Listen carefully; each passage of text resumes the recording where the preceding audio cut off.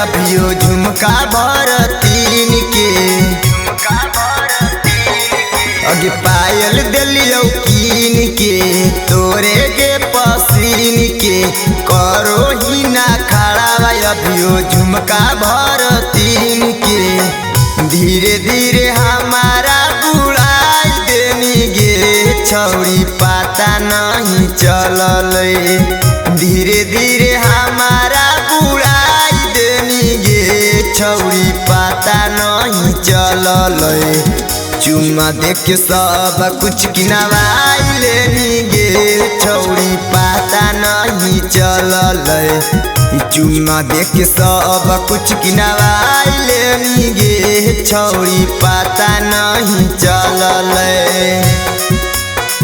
चुम्मा देख के सब कुछ किनवाई लेनी गे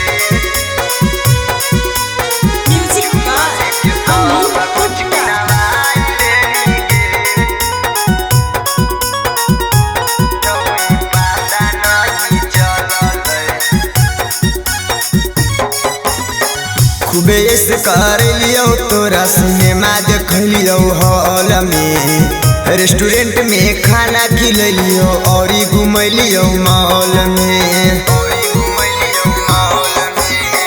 खूबे से कर लियो तोरा सिनेमा देख लियो हॉल में रेस्टोरेंट में खाना खिलियो और घूम लियो मॉल में झूठो के प्यार तू जताई देनी गे हमरा पता नहीं चलल झूठो के प्यार तू जताई देनी गे हमरा पता नहीं चलल चुम्मा देख के सब कुछ किनवाई लेनी गे छौड़ी पता नहीं चलल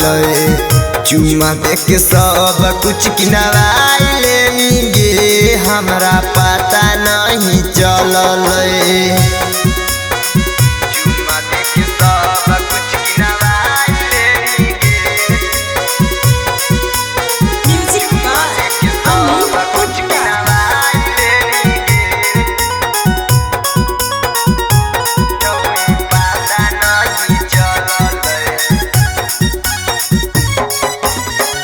देही तू धोखा पता चल गेलौ लगे नीरज कमलेश कहल को बनो हकी फूल गे देही तू धोखा पता चल गेलौ लगे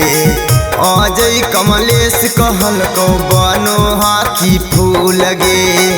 फेरू दोसर मोहल्ला बसाई लेनी गे छौड़ी पता नहीं चलल फेरू दोसर मोहल्ला बसाई लेनी गे हमरा पता नहीं चलल चुम्मा देख के सब कुछ किनवाई लेनी गे छौड़ी पता नहीं चलल चुम्मा देख के सब कुछ किनवाई लेनी गे हमरा पता नहीं चलल।